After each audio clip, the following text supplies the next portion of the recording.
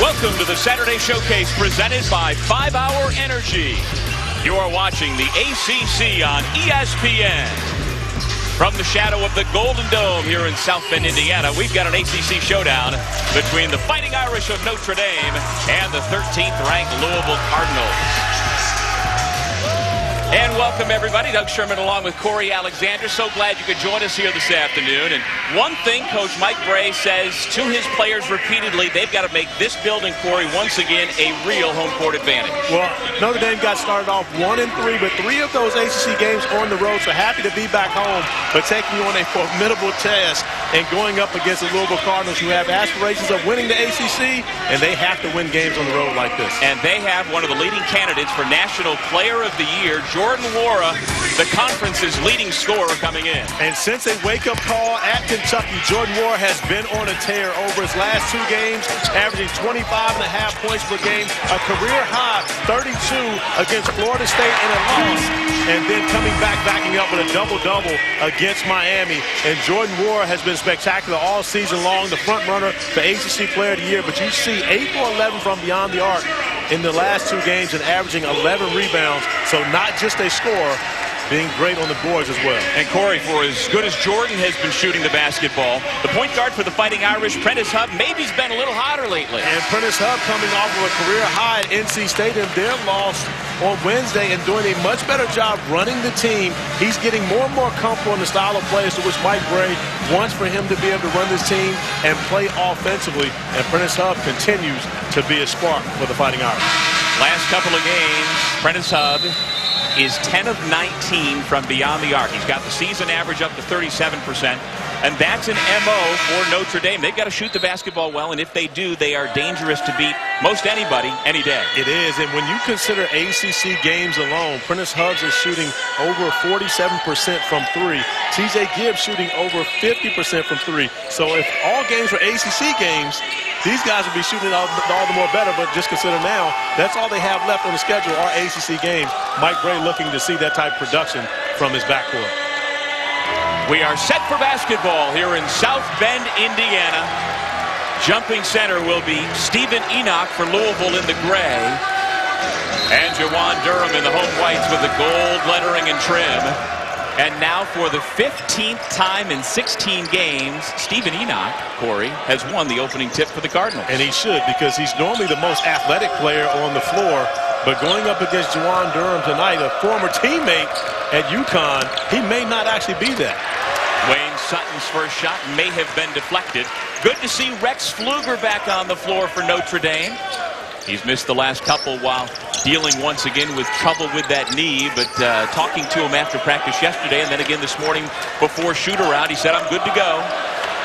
Pass comes away to Jordan Nwora. Out of bounds.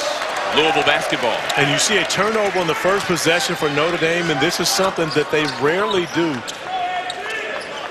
First in the country in assist-to-turnover ratio, and when you look at it, average really right below 10 turnovers a game, so this Notre Dame team doesn't give it away much, but on the first possession, I know that's not what Coach Brey wanted to see.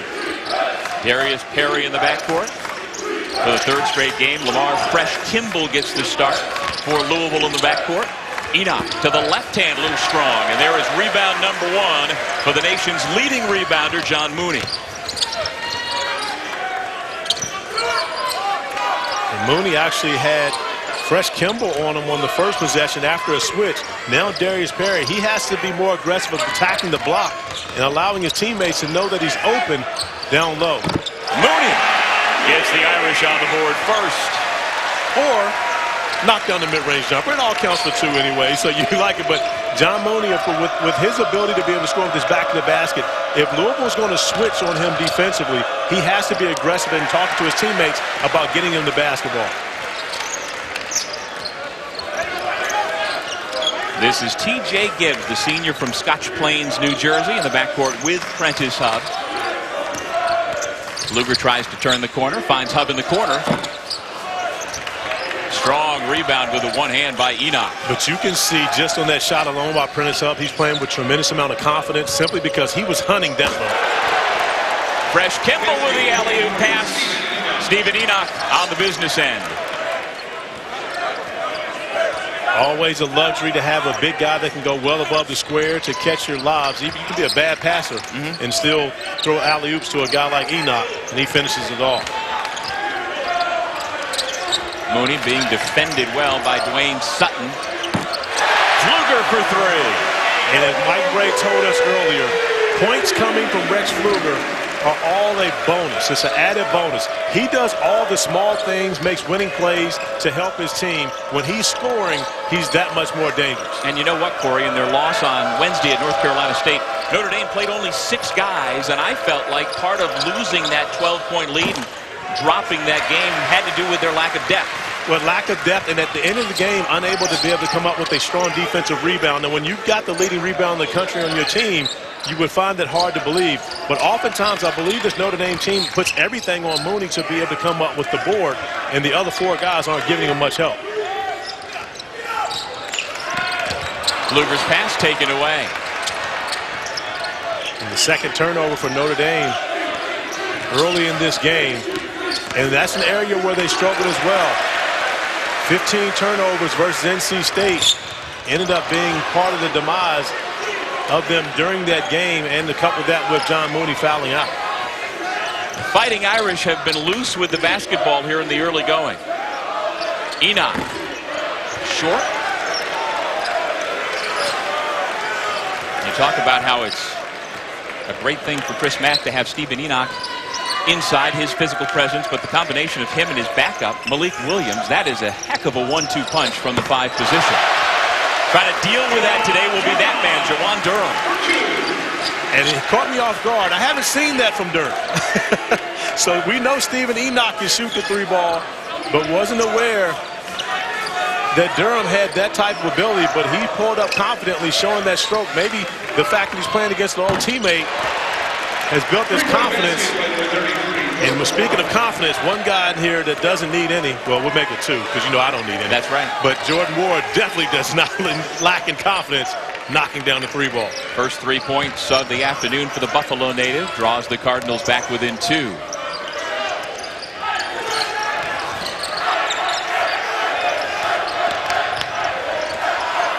Pfluger to the corner. Around and out. Almost down for Mooney, who is a 34% shooter from distance. Darius Perry hangs in the air. Air ball. There's Enoch. No. Another rebound for Mooney, and here come the Fighting Irish. Hub works his way into the paint. Dumps it off for Mooney with the left hand.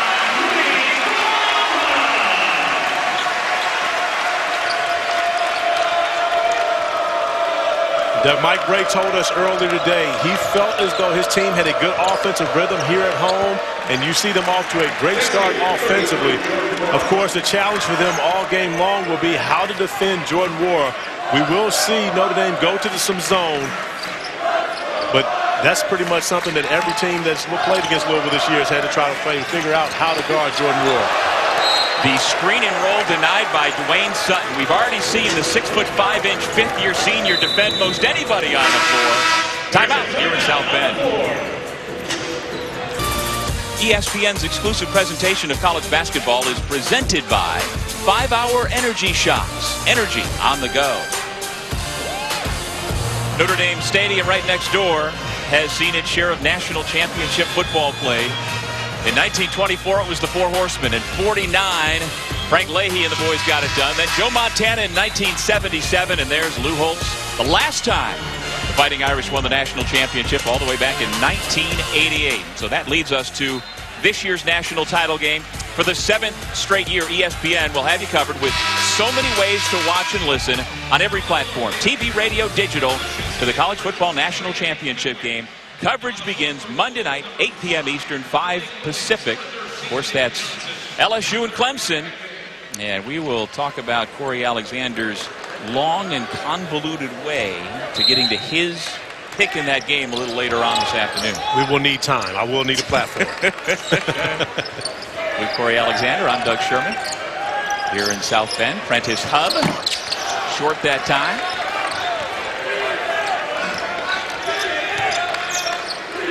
Louisville has lost 2 of its last 3, but coming off a win over Miami 74-58 Tuesday.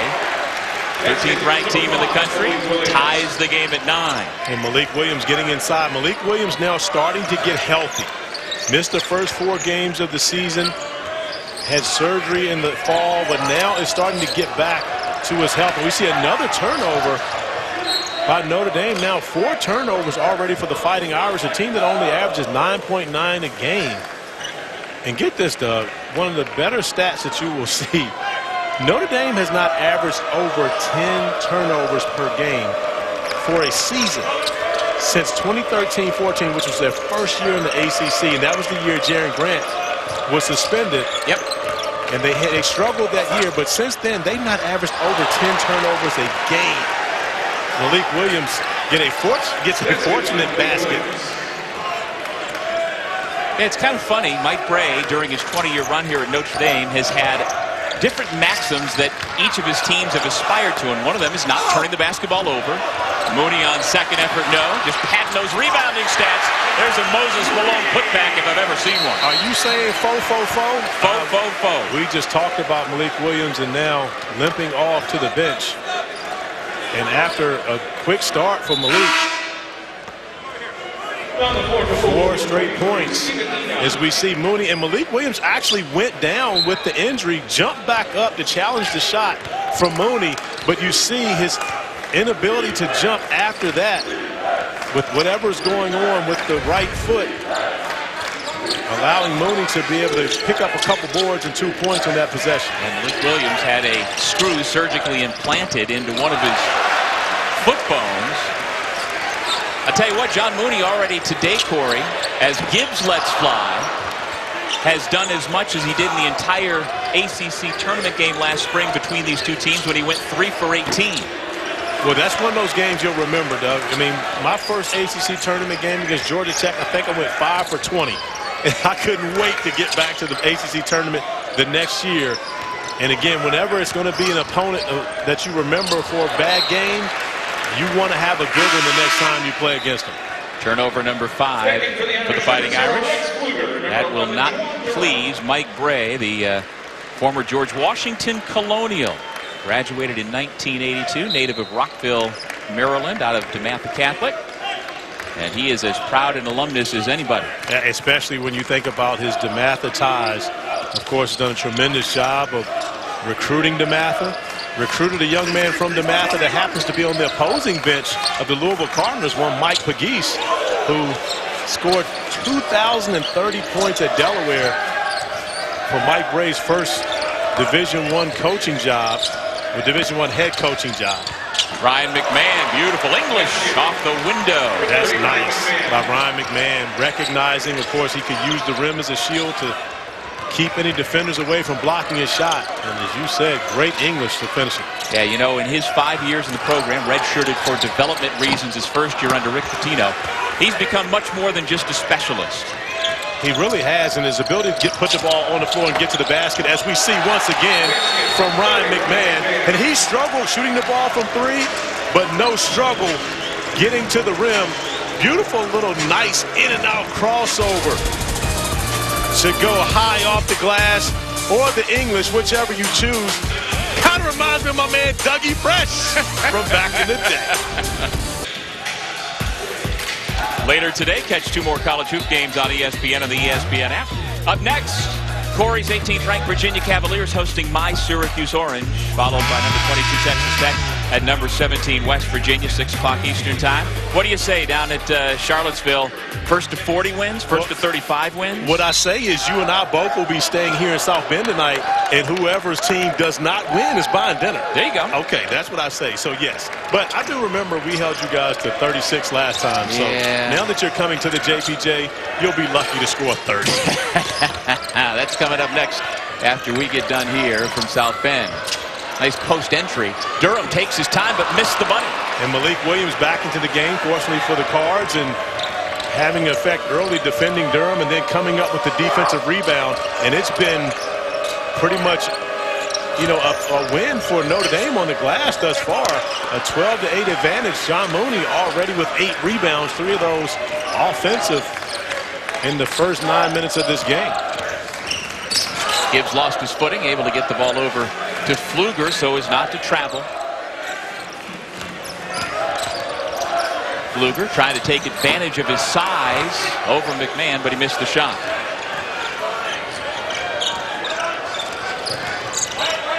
Oh, we're nearly midway through this first half. 0 fouls so far. Warren now with 8 points.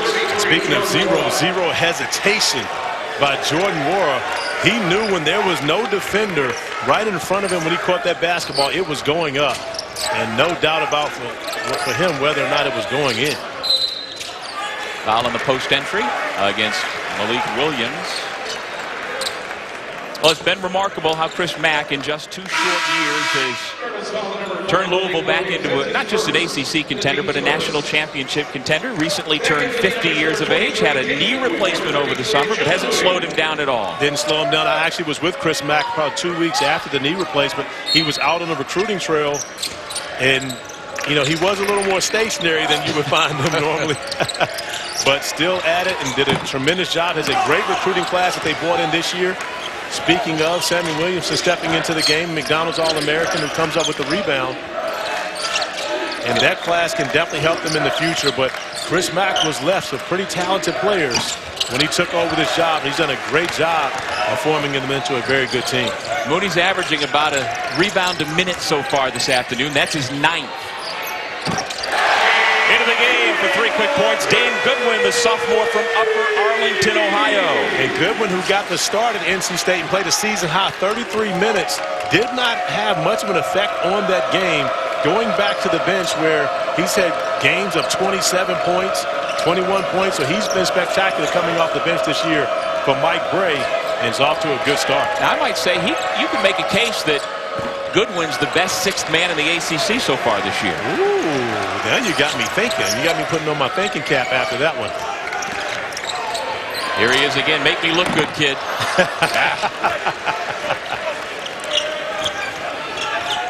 Yeah, that's a pretty good one. All right, I'll throw a couple of names at you as Wara draws our first foul of the afternoon. As you see, he comes from good stock. His dad was drafted by the Phoenix Suns back in 1986. But how about DJ Funderburk at North Carolina State? That's a good one. And Olivier Sarr at Wake. Those are the 3 I came up with. Those are your 3 guys? Yeah, that's a good one. But DJ Funderburk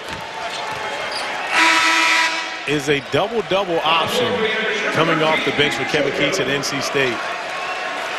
That's tough.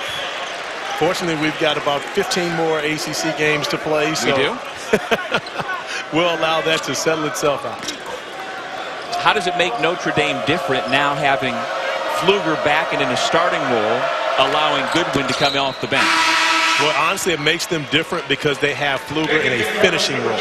And again, when you have a guy like Goodwin who's able to come in and make plays throughout the stretch of the game, but it's Pfluger who makes the big plays, the big passes, gets the rebounds. And that's honestly where Mike Bray felt as though they missed him most at the end of the game against NC State. And, of course, John Mooney fouling out that game. He says a lot of the plays in the 50-50 balls, Rex Pfluger gets to those, and they were unable to do that in that loss. Nikola Jogo's come into the game for Notre Dame, first time today. Pfluger around and out. And the rebound grabbed by Williams. Louisville with the basketball, leading by a half a dozen. Perry cut off at the baseline. There's one of those little plays you're talking about, Corey. It is one of those little plays made by Rex Pfluger. And the first turnover for Darius Perry in 4 games. And Perry has done a great job handling the basketball recently for the Cards. But you see Rex Pfluger with the great hands knocking it off of Perry's legs, out of bounds, and back to the Irish. Yeah, both these teams typically take very good care of the basketball. Gibbs, who has the basketball now, a 3.2-to-1 assist-to-turnover ratio.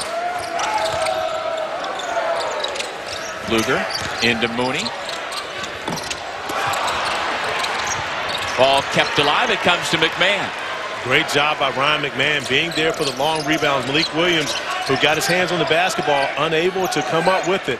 But that's the guard's responsibility to get the long rebounds and make sure that the opposing team doesn't come up with those offensive boards. Speaking of not coming up with offensive boards, John Mooney doesn't give you a chance. But you look, he's really the only white jersey under the basket. His teammates take off running because they feel like he's going to get every one. Jogo, no. Did you do that on purpose? No.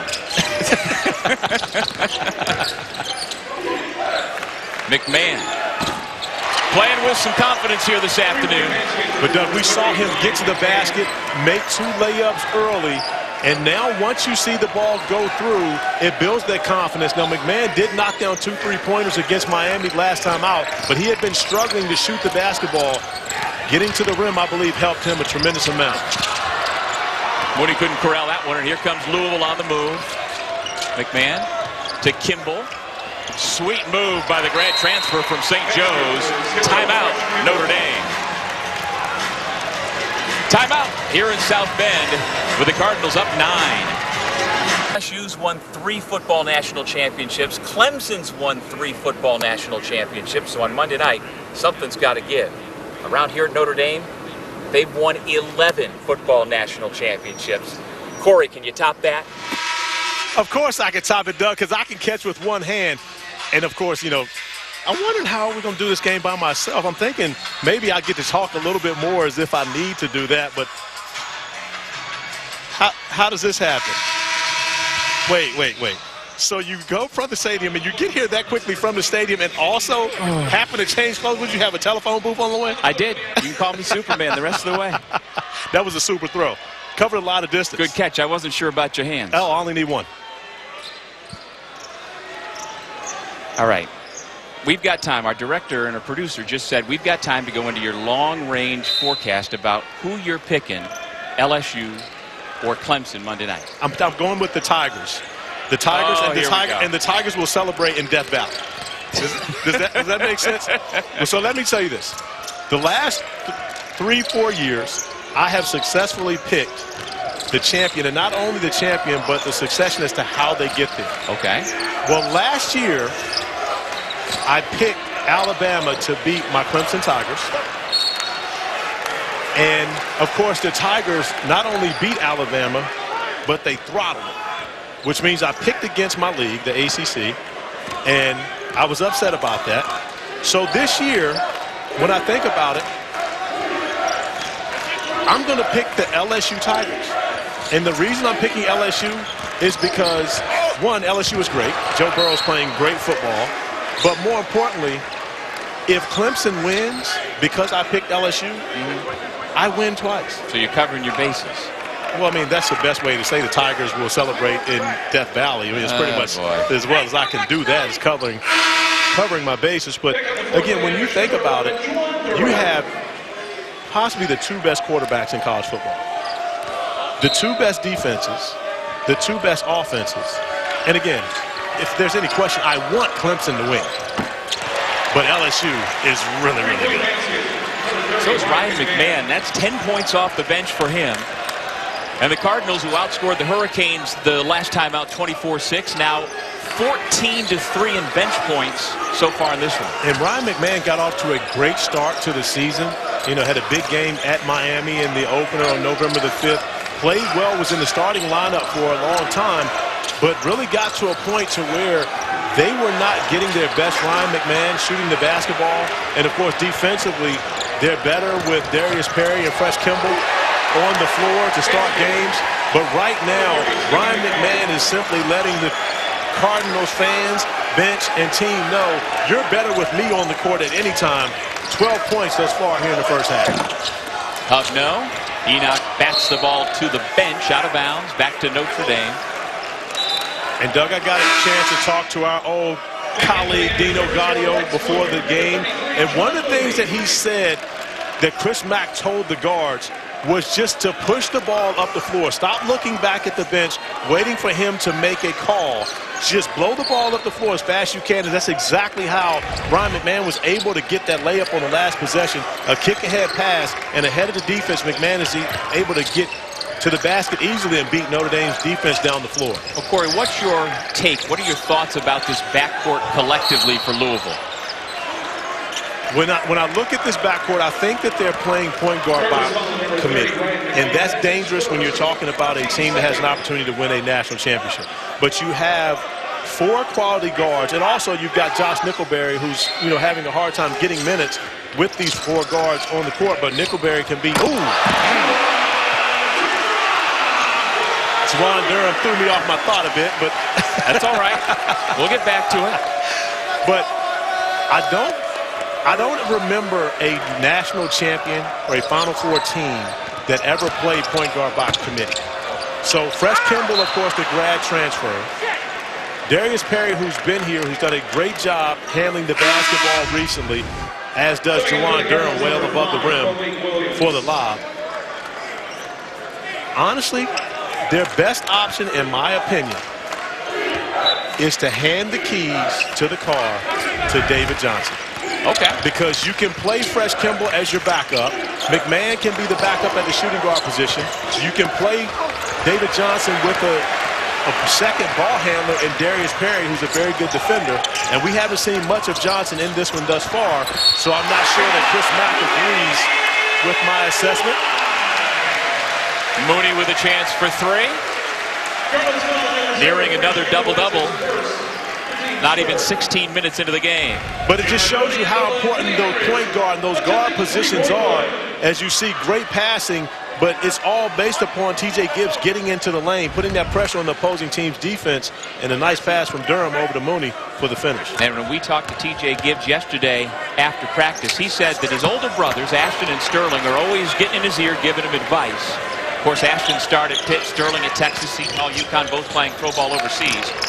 And I said, what will your brothers tell you about facing Jordan Moore and company? He said, I got to get downhill, and most importantly against Louisville, I've got to get into the lane and have jump stops and make things happen. He did that perfectly on that last possession. And you see what has been successful against Louisville, and you think about the games that they have lost and why.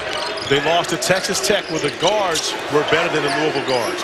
They lost to Kentucky, where the Kentucky guards were better than the Louisville guards. And they lost to Florida State, who, in my opinion, has the best starting backcourt in the ACC when you consider Trent Forrest at the point, MJ Walker at the 2, and Devin Vassell at the 3. Sutton left it short. Mooney grabs the rebound. 3:23 remaining first half. Louisville on an extended run here in the first half. Looking to extend it further is Sutton. The tri-captain from Louisville out of Manual High School, his first 2 points, and it's a 16-point lead. And that's another guy, in my opinion, for the Cards who has to be a double-figure scorer. He doesn't have, you don't have to run plays for Sutton, but he has to find a way to get to 10, 12, 14 points a game to make sure they take some of the pressure off of Jordan Moore to be the primary scorer for this team night in and night out. That layup by Prentice Hubb, first 2 points for the starting backcourt for Notre Dame today. And a strong backcourt when you think about Notre Dame, but you talk about Prentice Hubb, who's coming off of averaging 23 points over his last 2 games. But that's what happens when you play against a very good defensive team, as is Louisville. You're at the top of the scouting report. Well, Corey, you said Dwayne Sutton didn't need to have any plays run for him to score. He joined the 1,000-point club back in the middle of December, making plays like this one. He and the Cards up big here in South Bend. I'll take that challenge. Oh, no, I'm doing my best, but I had to deal with a pass from, I had to deal with a pass that was out of my catch range. But, of course, with these great hands the good Lord blessed me with, I was able to make it happen. That was a Montana-esque perfect spiral. Okay. Hey, wait a minute. You're going to bring, and I'm going to say it, the best quarterback of all time into the play.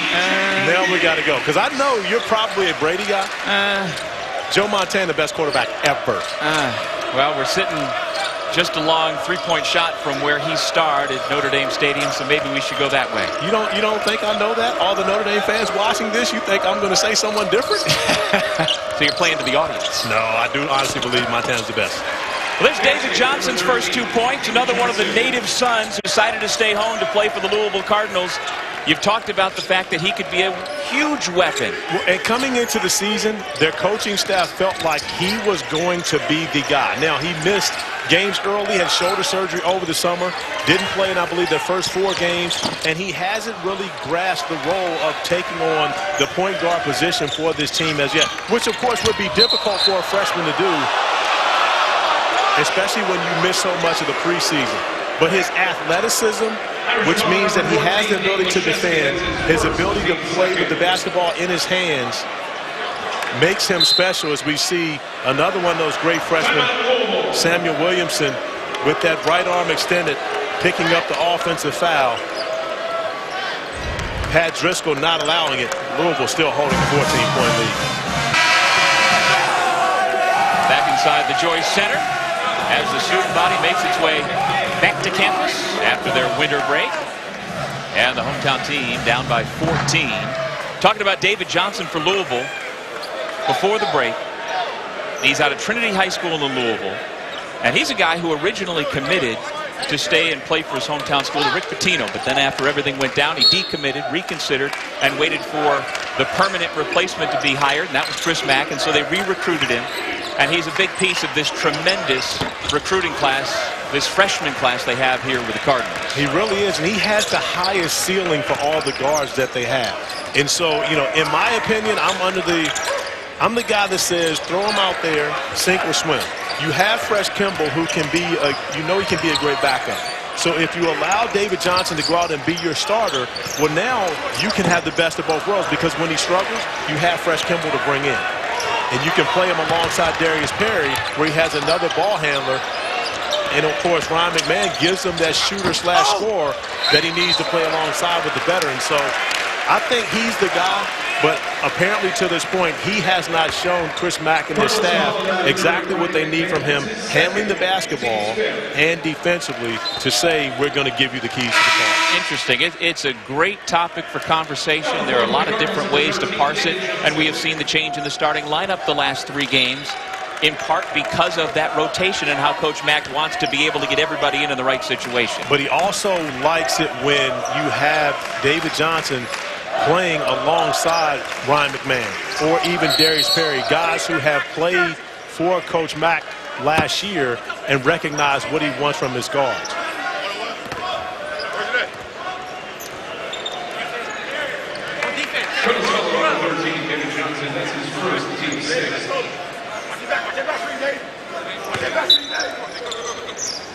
Prentice Hub. Great dish to Mooney, who throws it down. Now, let me tell you this. Louisville's been great defensively, and Notre Dame has had its struggles offensively. But when it comes to underneath out-of-bounds plays, Notre Dame is picking Louisville apart. If they could run everything from underneath out-of-bounds, they'd be in great shape. They've gotten everything they wanted when they had to take the ball out of bounds underneath their own basket. We saw the dunk from Durham. We see the dunk from Mooney. They've gotten everything they wanted. 10 points, 13 rebounds. Couldn't get 14, but Mooney's already got another double-double. At the buzzer, the 13th ranked team in the country, the Louisville Cardinals, have been impressive. Jordan Wara, who comes in averaging 21 per game, tops in the ACC, has a dozen. And Ryan McMahon is right there with him, coming off the bench today. He's got a dozen. And the Louisville Cardinals head to the locker room with a comfortable lead. When we return, Kevin Connors, John Crispin, Chris Spatola will be by with the Jeep Halftime Report right after these messages. Welcome back to the Saturday Showcase presented by 5 Hour Energy.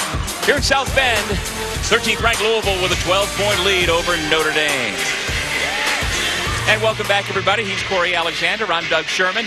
That first half was all about one starter and one reserve for Louisville. Well, Jordan Wara and Ryan McMahon were a two-man show in the first half, and when you consider what these guys were able to do on the offensive end of the floor, Jordan Wara got off to a great start from beyond the arc. But when you have highlights in slow motion, you really have been good. And Wara got into the paint, was able to finish, and then again, back beyond the arc, knocking it down. And speaking of slow motion, Ryan McMahon's first bucket was so nice, you got to see it in slow-mo. The beautiful finish off the glass with the English, but he also was continuing to attack. Very aggressive in the first half. 9 field goal attempts for McMahon, making 5 of them, 2 from beyond the arc, to give him 12 points in the first stanza. Well, the numbers are interesting. They're the numbers for Wara and McMahon. Mooney doing what he does.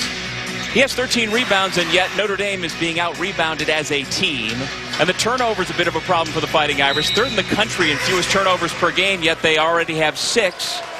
And the stats don't always tell the story for Notre Dame. I mean, Mike Ray always has his team shoot the basketball well, don't turn it over, don't commit fouls. They're checking all three of those boxes this year, Corey, but it doesn't always translate into winning. Well, one of the things that, in his words, he said, we've struggled with the hand-to-hand contact. It's the physical plays. It's coming up with the 50-50 balls. And a lot of that has to do with the rebounding, where they've been out-rebounded oftentimes in their losses and now struggling to hang with the Cards, and this one is a 24-23 advantage for Louisville on the glass, which is not huge.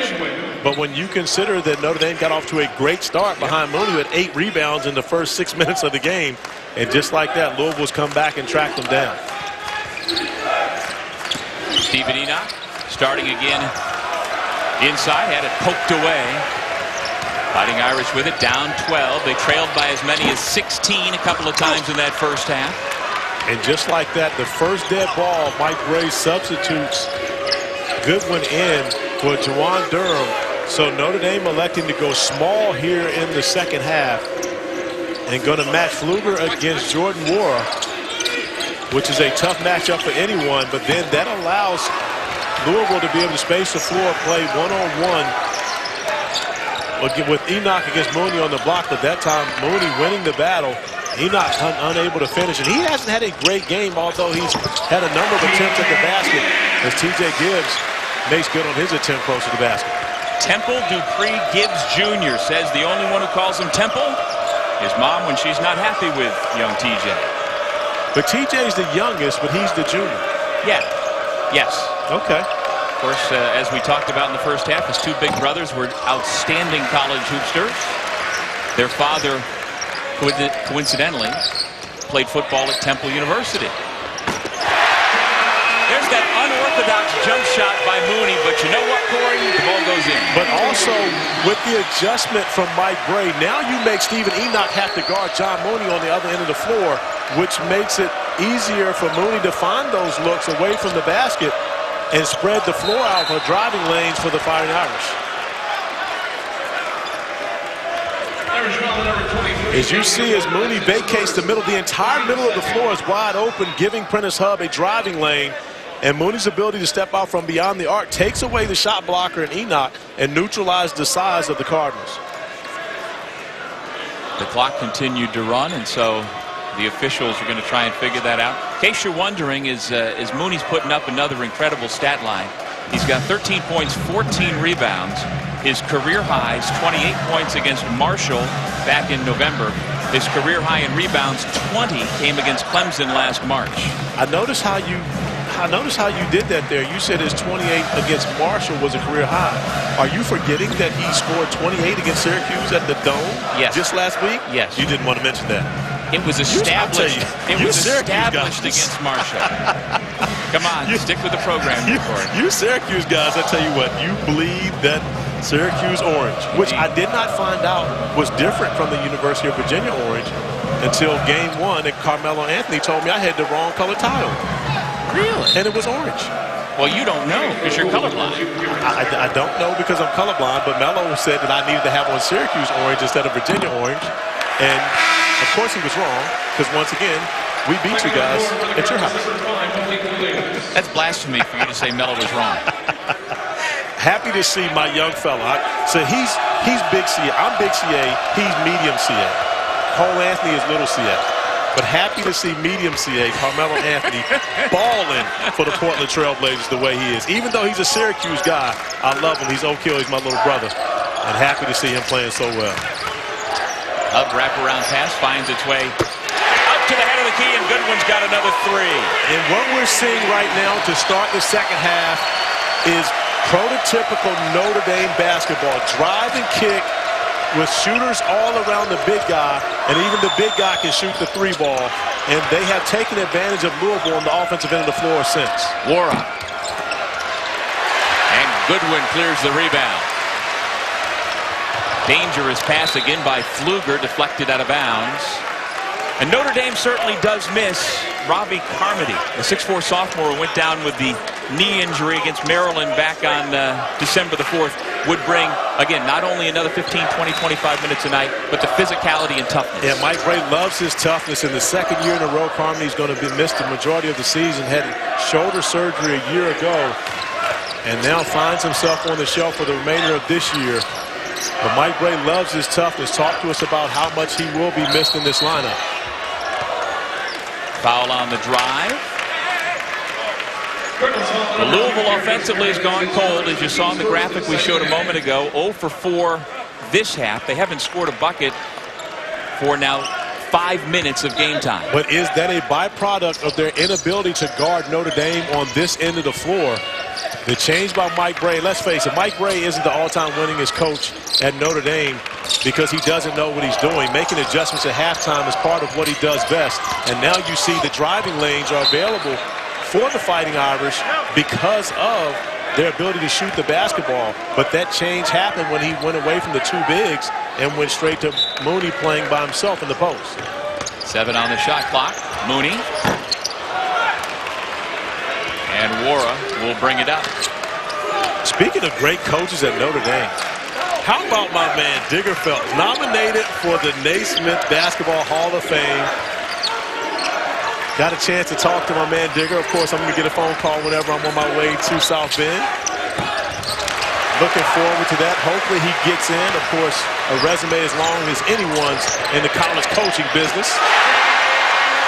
Here come the Irish. It's a 2-point ball game.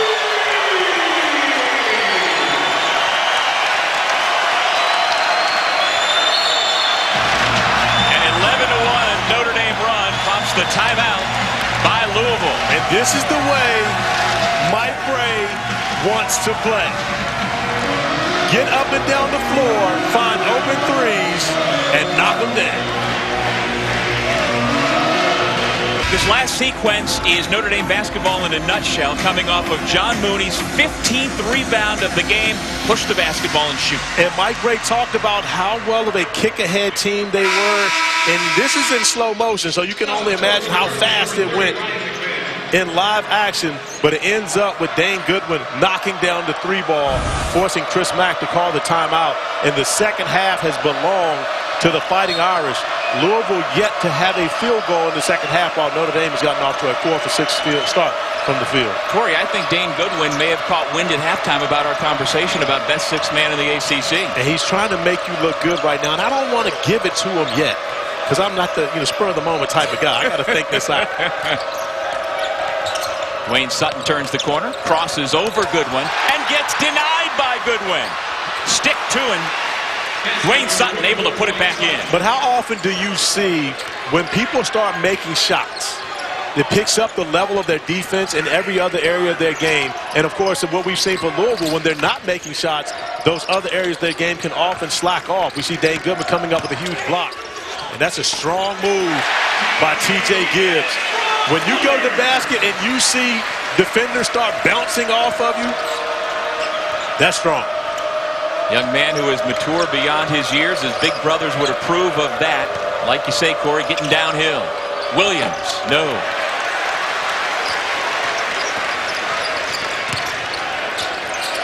Hud, offensive foul.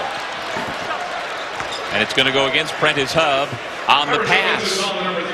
Take another break here in South Bend. Irish off to a quick start to the second half. There's a timeout on the floor. We're certainly looking forward to it, like all of you. Got our football here. Now, we allotted in that first half about 2 minutes for you and I to talk about our pick. You spent about 2:30, so we didn't finish it. So quickly, your pick for the championship game. Dabo, Clemson, I'm with you. I want you to win. So I'm going to pick the LSU Tigers, just like I picked Alabama last year, and Clemson won. I like your abridged version better. Give me that for you hurt yourself. Clemson. Give me that. I'm going with Clemson straight up. You got a Syracuse ring on. You can't hold this football.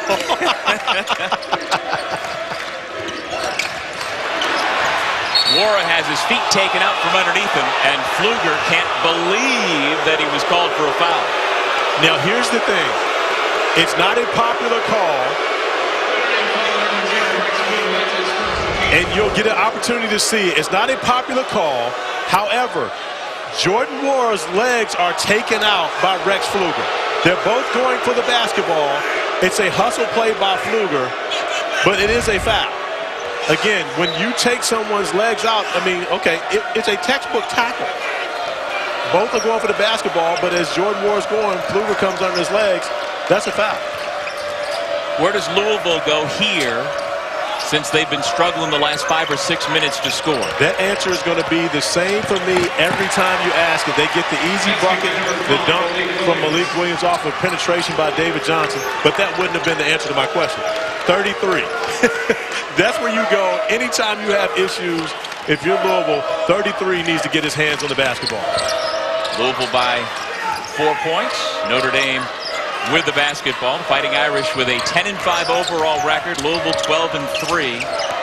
This is a big early season conference contest. TJ Gibbs starting to heat up. He's got a... And TJ Gibbs recognizing that Ryan McMahon can do nothing with him when he decides to put his head down and go to the basket.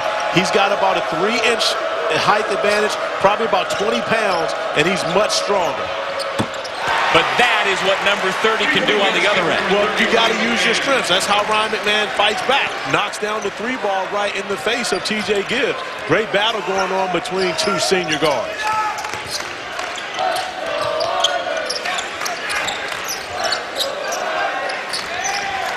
Pfluger uses the screen.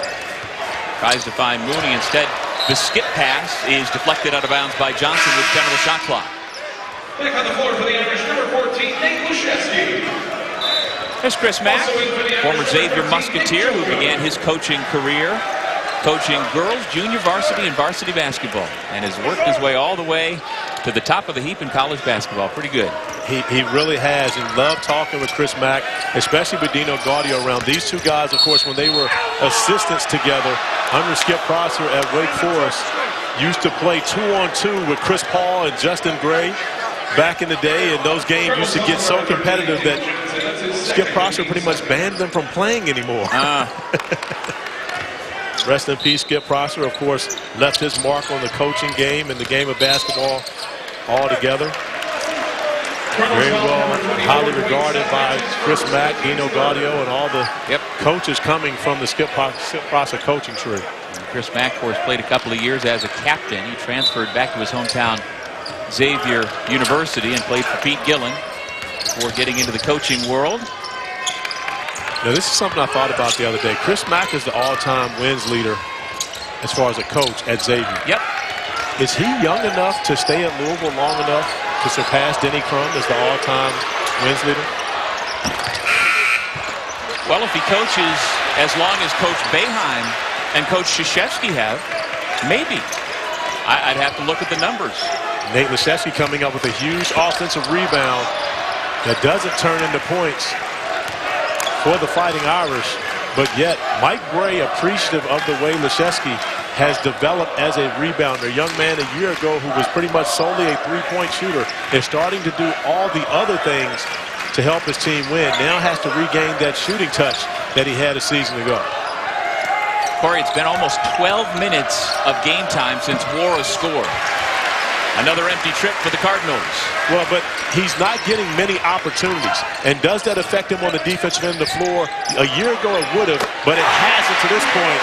But right now, it doesn't matter who's guarding TJ Gibbs. He's got it going.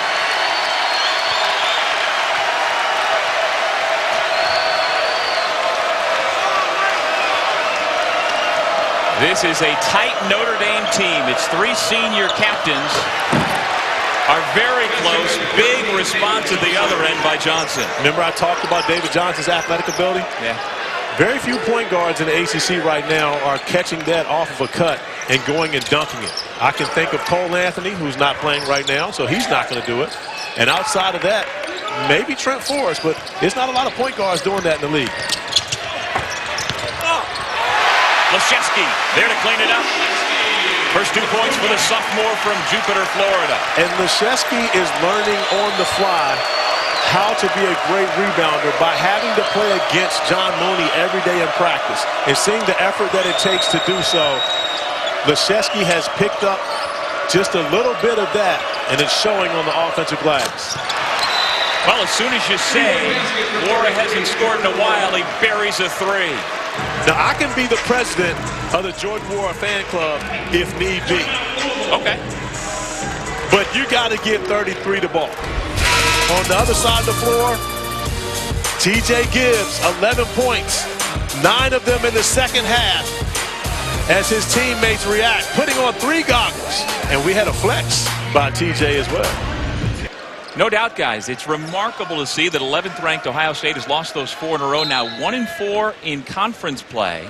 And up top, Michigan State, the only undefeated team. And so maybe after a little bit of struggle in the non-conference, the Spartans are going to be what we thought they were going to be. But, you know, give Michigan State credit for the way they scheduled in the non-conference. And when you think about the Big Ten, of course, Big Ten is great once again this year. Always going to be up there with the ACC and the Big 12 as the top conferences in college basketball. But when you think about what Tom Izzo did in the non-conference, I mean, you play Kentucky. You play, I believe they played Kansas. I know they played Duke. I mean, they played, it seems like, everybody. And he got them battle-tested for conference play. I mean, I would expect to see Michigan State as one of those teams we're looking at in the final weekend in April. Pfluger for 3. Fighting Irish back within 2.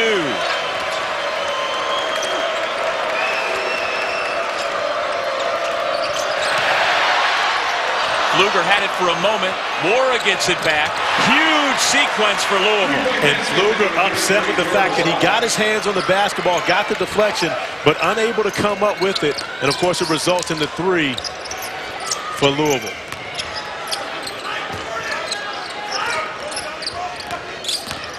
Pfluger tries to go behind his back. Under control, little step back. Offensive rebound, Mooney, and the possession continues for the Irish. And a quiet day for this man, Hub. He heard you, Dougie Fresh. Excuse me, Dougie Fresh. Yes! I'm on. 5 points now for Prentice Hub, who had been quiet until that shot. It was quiet in the gym. I believe he did actually hear you. He's close enough. As Prentice was able to raise up and knock it down. We have seen him light it up last couple of games, especially that game at the Carrier Dome, which Notre Dame won by a point over Syracuse. He was scintillating. Pfluger is going to be called for the foul, trying to block the shot. Well, one of the areas where Notre Dame can always neutralize the size and athleticism of their opponents is the 3 ball. Rex Pfluger knocking it down, and of course, recognizing the crowd. Prentice Hub getting Ryan McMahon's hands down, enough time for him to raise up and knock down the 3, much to the delight of Dougie Fresh, who just called him quiet. Johnson misses the first. And you can just tell, look at the way that this crowd responds to Rex Pfluger and how happy they are to have him back in the mix after missing the majority of the last season with the torn ACL. Now, I did not know this. Yeah. David Johnson and Ray Spall, it makes sense. Both great athletes, of course, coming out of the Louisville area, flying under the radar in high school. Not the highly recruited guys, the McDonald's All-Americans, but yet very effective when they get to put on that Cards jersey. And, of course, Ray Spalding was a second-round pick of the Sixers in 2018, now in the G League. Stephen Enoch trying to use that size. He used it a little too effectively. Mooney took that shoulder right to the sternum and draws the foul. And Mooney baited Enoch. That was a smart play, because when you take the first one and now it becomes a battle, Mooney does a great job of absorbing the second one, no flop, taking all the contact, and drawing the offensive foul. Now, you were a tremendous point guard, obviously, at Virginia, several years in the NBA. How much post-defense from that position did you ever have to play? I actually had to play a lot, because when you played against the Rod Stricklands, the Gary Paytons, if you scored on those guys, they called off the offense on the other end of the floor and took you to the post. And you see Ryan McMahon taking a page out of the John Mooney book.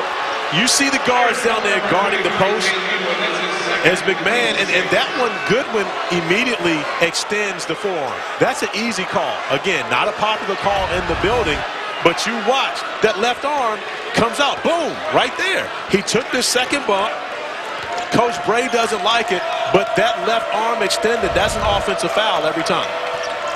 As if right on cue, I love it. When a point guard, a small guy, goes down and effectively plays post defense. Oh, yeah, you got to do it. Out of bounds. Notre Dame basketball. Yeah, when you played against the bigger point guards, the Mark Jacksons, the Derek Harpers, of course, I mentioned Rod Strickland, Gary Payton, they weren't quick enough to go by me. So they just turned their back and said, okay, little fella, let's go for a ride. I'm going to take you down here on this block. Had to guard Joe Dumars for about 2 minutes. Yeah, good luck with that. Oh, they couldn't call timeout fast enough to get me off of it. And I say 2 minutes, it really wasn't that long. Maybe 30 seconds. Enoch comes down with it, tried to dunk it. There's Johnson mixing it up with the big guys. Once again, though, out of bounds off of Louisville. And this has not been Stephen Enoch's game. John Mooney has frustrated him on both ends of the floor. Malik Williams has actually given Louisville more in this game. And I wouldn't be shocked if we didn't see Chris Mack go back to Malik Williams toward the end of this one. And that's the benefit of having those two guys who are both spectacular. Whichever one is playing the best can finish the game. Gibbs able to finish in traffic.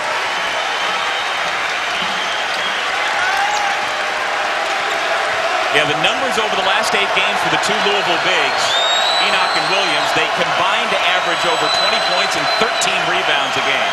And right now, whichever one of them is going to be able to stop T.J. Gibbs from getting in the lane and doing whatever he wants is going to be the guy, as Notre Dame has an opportunity to take their first lead in a long time.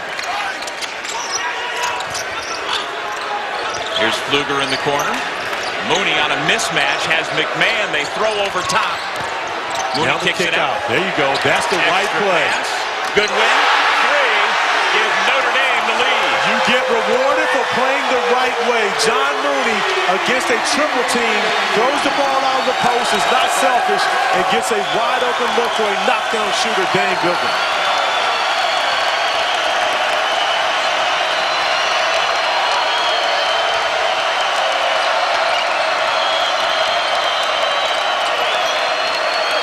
McMahon gets poked in the eye accidentally by Prentice Hub, and we'll have a stoppage in play. Well, Corey, we started this broadcast talking about Mike Bray's want to get this place back to being a real home court advantage. They lost 8 times at home last year. I feel like they've got that home court advantage back. Well, they shoot the ball very well here at the Purcell Pavilion at the Joyce Center, and Dane Goodwin is knocking down the 3. Later tonight, catch SportsCenter with Michael Eaves and Zubin Mahenti. They'll have postgame coverage from the Ravens-Titans AFC divisional game, plus the Vikings-49ers. Keys to victory from the NFC game. And Media Day for LSU and Clemson was this morning in rainy New Orleans. Hear from the players and coaches just 2 days before the national championship game. SportsCenter, 1 a.m. Eastern, 10 Pacific on ESPN as well as the ESPN app. With Corey Alexander, I'm Doug Sherman back at a raucous Purcell Pavilion with Ryan McMahon at the free throw line. It has been all Notre Dame here in the second half, led offensively by T.J. Gibbs and Dane Goodwin. But all throughout, John Mooney doing what he does at both ends of the floor to help Notre Dame win. And give Mike Bray props. I mean, it had to have been 30 seconds into the second half.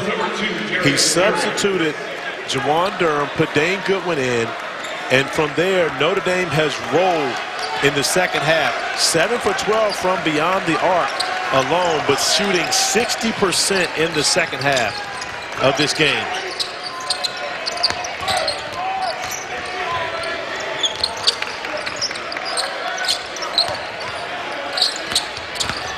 Mooney trying to work on Enoch, who knocked the ball away. Mooney again puts it through. And that's great defense by Stephen Enoch. Just the stick-to-itiveness of John Mooney right there to be able to come up with the basketball after Enoch blocks the shot.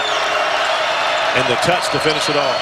Laura can't answer, and there's Mooney again, getting nearer to his career high in rebounds. But those are rebounds that everyone doesn't get those. You know, Mooney's in position a lot just to come up with the rebound. But those are the rebounds that he goes and gets. Those are grown man rebounds. That's not positional rebound. and that translates to the next level. You know, we had a great conversation with him yesterday. Here's the takeaway. Prentice Hub by himself. Can't get the roll. Goodwin puts it back in. Fighting Irish by 4.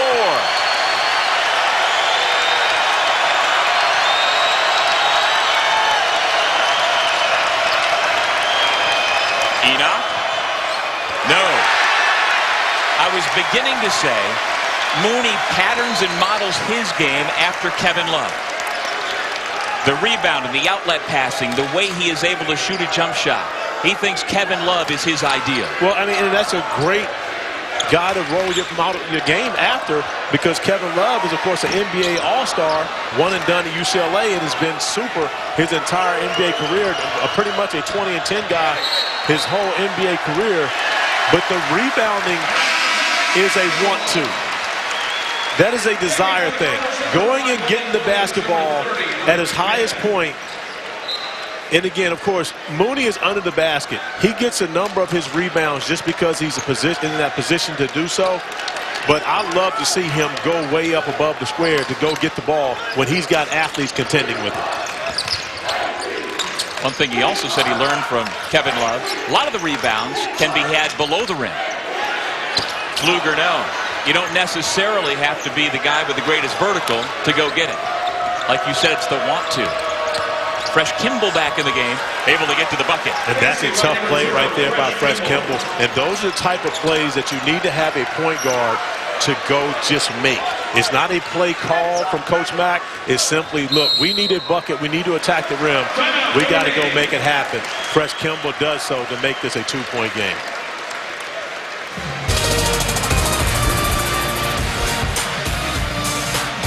ESPN's exclusive presentation of college basketball is presented by 5-Hour Energy Shots. Energy on the go.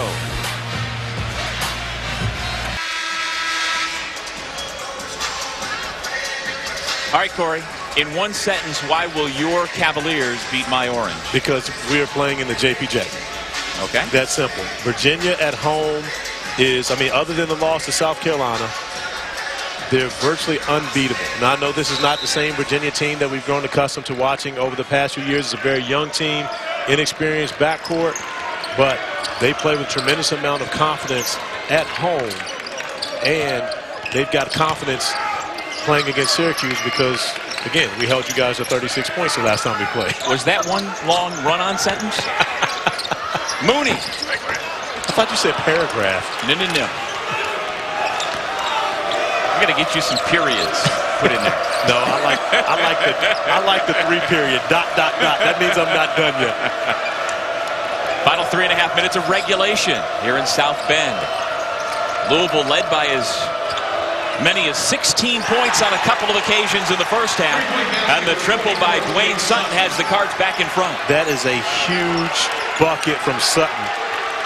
Sutton now 3 for 10 from the field in this game, but none bigger than that 3-pointer to give the Cards the 1-point lead. And again, this is a veteran Louisville team. They're not going to fold. Prentice Hub. Big 3 to put the Irish back in front.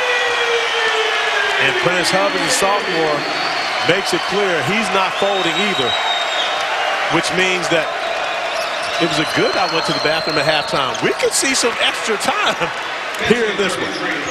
Laura now with 20 points, just about to his season average, which is tops in the ACC. He also leads the ACC in 3-point shooting percentage, among the league leaders in rebounds, free throw shooting. That's why he's the front runner for Conference Player of the Year. Mooney missed the layup. That's one Mooney's going to want back, and kind of what I predicted. Malik Williams is the guy on the floor here at crunch time for Chris Mack.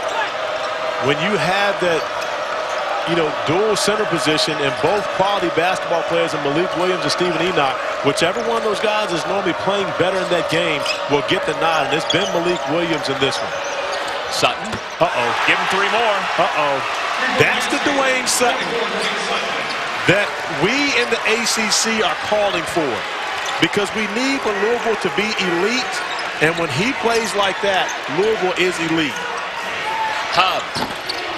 Can't answer. Mooney the offensive rebound, and he was fouled.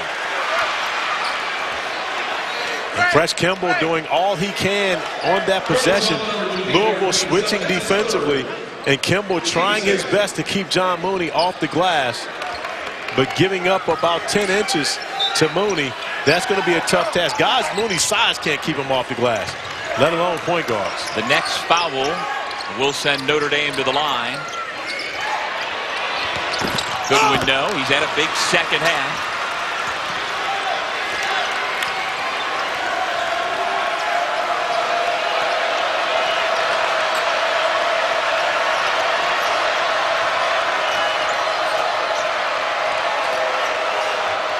Kimball into the lane, tough shot, and he gets it to go. We've seen Fresh Kimball do that now twice when Louisville needed buckets, getting to the rim the same way that TJ Gibbs has in making a play for his team.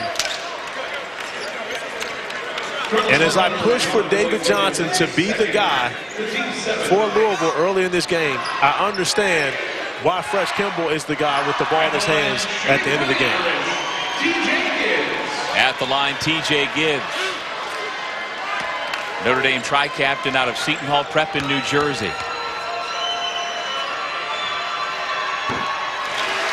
Later today, catch 2 more college hoop games on ESPN and the ESPN app. Up next, number 18 Virginia hosting Syracuse, followed by number 22 Texas Tech at number 17 West Virginia at 6 o'clock Eastern. We've talked about Syracuse, Virginia, but how about my young fella, Jamias Ramsey, getting it done at Texas Tech, putting on a show for the Red Raiders down there, leading scorer, playing great basketball, and of course Chris Clark, transfer from Virginia Tech, also making his presence felt. Full court pressure by the Irish. McMahon gets rid of the hot potato into the hands of Fresh Kimball, who settles it down with just under a minute to go.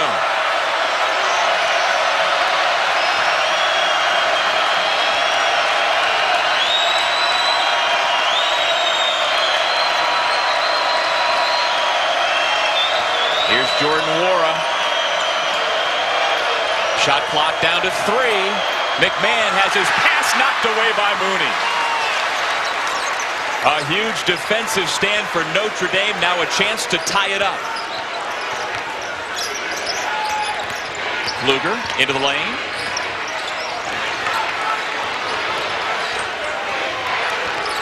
If you're Notre Dame, you don't necessarily have to have a 3, but the more time you spend, you got to start to think about shooting the 3 ball. No question, that's the only course of action now. Hub, though, takes the 2, missed it, ball loose.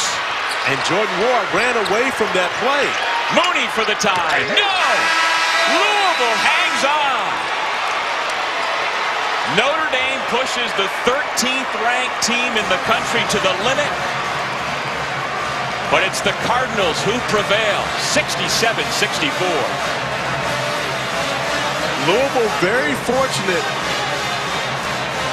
that Notre Dame was unable to make a shot at the end of the play. Louisville's best player, Jordan Moore, on a loose ball, does not go after the basketball, runs away from the play to the other end of the floor, allowing the Fighting Irish to come up with the offensive rebound, unable to finish it off.